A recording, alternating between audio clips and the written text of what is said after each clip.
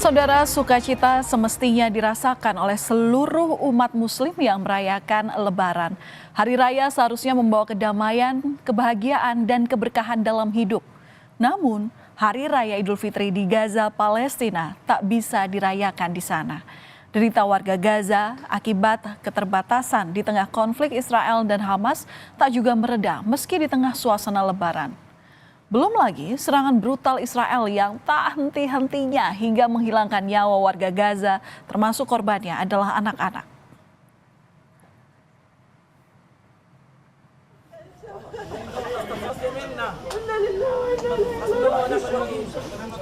Seperti yang dialami keluarga Abu Sultan, mereka justru dirundung duka cita usai orang tua, bibi, paman, dan anaknya tewas akibat serangan Israel di hari raya.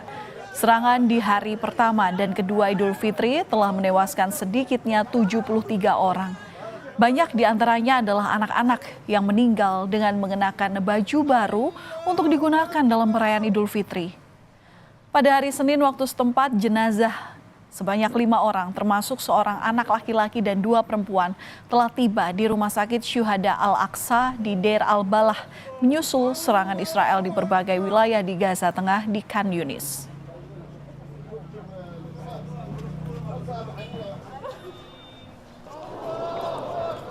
Keresahan pun terus dirasakan warga Gaza atas ancaman serangan Israel yang bisa tiba-tiba terjadi.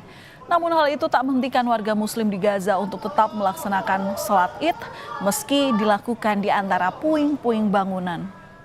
Sungguh miris saudara, perayaan hari kemenangan yang seharusnya dengan suasana sukacita justru diselimuti ketakutan akan adanya serangan dari militer Israel. Warga Gaza pun menyebut tak ada keriaan yang bisa dirasakan saat momen Idul Fitri. Bahkan banyak yang kehilangan anggota keluarga mereka. ما في فرحة، أنا عندي كثير شهداء، ابني شهيد، ما فيش فرحة ولا في طعم لعيش، أنت شايف كيف، حتى وإحنا بنصلي خوف وطيران. Militer Israel memerintahkan penduduk di kota Rafah, Gaza Selatan untuk meninggalkan daerah tempat tinggal mereka yang mengindikasikan akan ada operasi besar-besaran. Para pengungsi berbondong-bondong membawa barang dan harta benda mereka seadanya dan tiba di Khan Yunis, sebelah utara kota Rafah. Militer Israel memerintahkan warga Palestina untuk menuju Muasi, sebuah kamp kumuh di daerah sepanjang pantai. Mirisnya, perintah itu dikeluarkan saat warga Palestina pemeluk agama Islam bersukacita saat menyambut hari kemenangan setelah sebulan menjalankan ibadah puasa.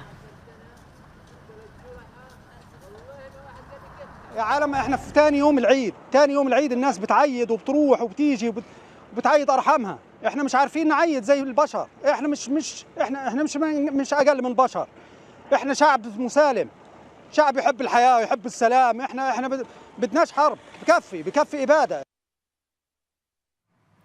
Brutalnya serangan Israel tak hanya menyasar warga sipil tapi juga petugas medis. Total ada 15 petugas medis yang terdiri dari 8 personel Bulan Sabit Merah, 6 pekerja pertahanan sipil dan 1 orang staf PBB tewas akibat serangan militer Israel. Bahkan 1 petugas medis bernama Asad Al-Nazara masih hilang.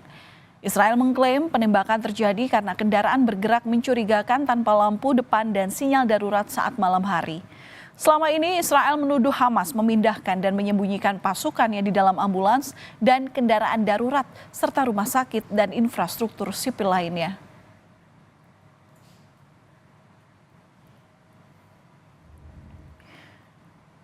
Inilah saudara bukti rekaman yang menunjukkan militer Israel terbukti membunuh 15 petugas medis Palestina di Gaza Selatan 23 Maret 2025. Bukti ini mematahkan klaim Israel bahwa petugas dan kendaraan bertindak mencurigakan. Rombongan petugas medis menyalakan lampu sirine dan terpampang logo organisasi. Namun, militer Israel tetap melakukan penembakan ke arah kendaraan tersebut.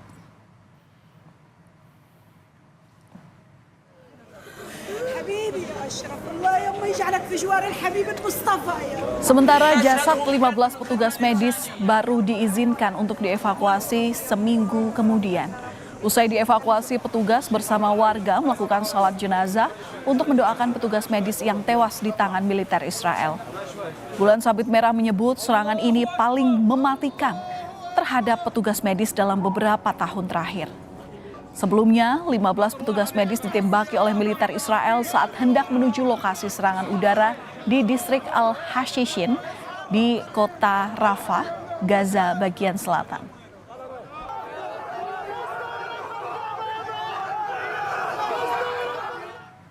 Selain para medis, jurnalis juga kerap menjadi sasaran serangan Israel. Padahal jurnalis mendapat perlindungan secara hukum humaniter atau hukum perang, sebagaimana tercantum dalam beberapa konvensi internasional. Meski telah berulang kali mendapat kecaman keras, jumlah jurnalis yang tewas akibat serangan Israel terus bertambah. Bahkan terjadi peningkatan kasus serangan Israel terhadap jurnalis di Gaza pada Maret 2025, di mana 7 jurnalis dibunuh saat dalam tugas liputan. Setidaknya 210 jurnalis tewas sejak Israel gencar melancarkan serangan di jalur Gaza sejak 7 Oktober 2023. Pada Senin lalu, saudara, seorang jurnalis lokal bersama seorang pria lain tewas dalam serangan udara yang dilancarkan militer Israel di bagian selatan jalur Gaza. Serangan itu menghantam tenda media di luar rumah sakit Nazar serta menyebabkan 6 reporter lainnya terluka. Militer Israel mengklaim serangan itu untuk mengincar militan Hamas tanpa memberi informasi lebih lanjut. Israel juga menyerang tenda-tenda di tepi rumah sakit Syuhada Al-Aqsa di Gaza Tengah.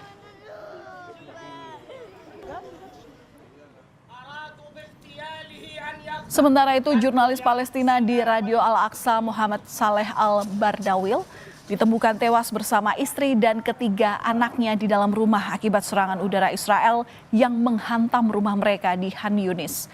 Tempat tinggal mereka hancur total, menyisakan puing-puing dan catatan sekolah anak-anak.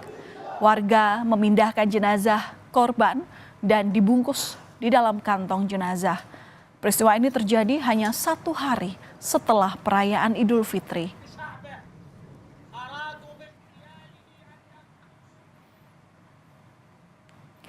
Saudara, serangan bertubi-tubi terus dilakukan Israel sejak 18 Maret 2025. Kejadian ini praktis mengakhiri perjanjian gencatan senjata antara Israel dan juga Hamas. Padahal kala itu proses pembicaraan untuk melanjutkan gencatan senjata Israel-Hamas masih terus digodok.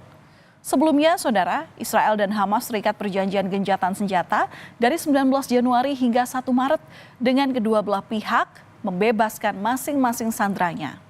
Seusai gencatan senjata tahap pertama, Israel dan Hamas sejatinya membahas fase yang kedua. Akan tetapi, Israel malah menyerang.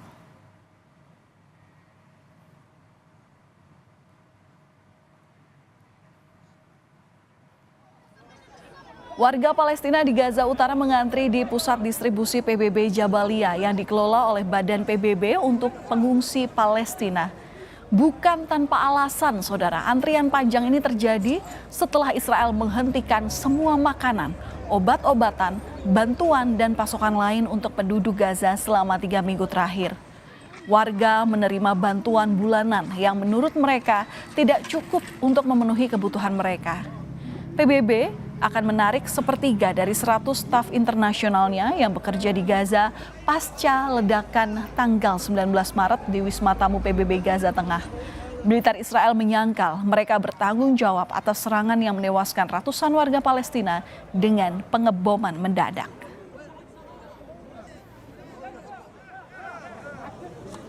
Militer Israel juga melancarkan serangan udara di Gaza, Palestina, di mana 27 orang ditemukan tewas saat berlindung di sebuah sekolah di Gaza Utara.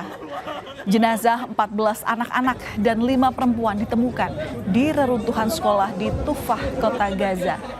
Serangan udara Israel telah menghancurkan 3 sekolah di Gaza yang digunakan sebagai tempat perlindungan ratusan warga Palestina. 100 orang meninggal dunia akibat serangan ini. Namun, diperkirakan jumlah korban tewas akan bertambah lantaran banyak korban luka dalam kondisi kritis.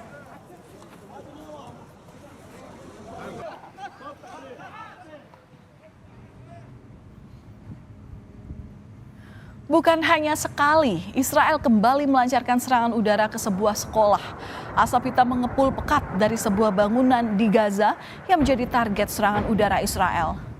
Dalam laporan Badan Berita dan Informasi Palestina, sedikitnya 31 orang tewas dan 100 lainnya terluka. Belum ada keterangan resmi dari pihak Israel soal serangan ini, namun pada Kamis lalu mereka telah menargetkan seorang yang diduga sebagai teroris terkemuka di Gaza.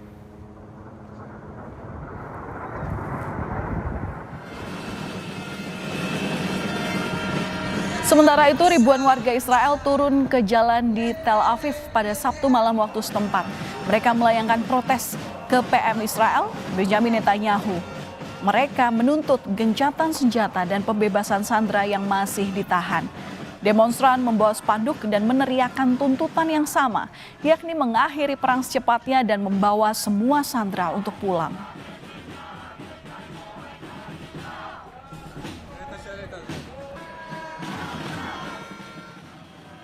Otoritas Kesehatan Gaza pada Sabtu waktu setempat menyebut total korban tewas sudah mencapai 50.669.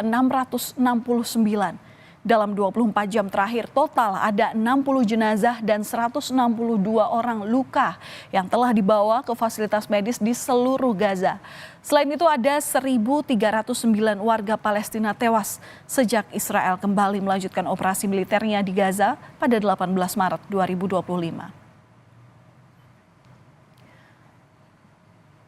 Saudara, kerusakan yang masif tak menghentikan langkah Israel untuk melakukan serangan militer ke wilayah Palestina.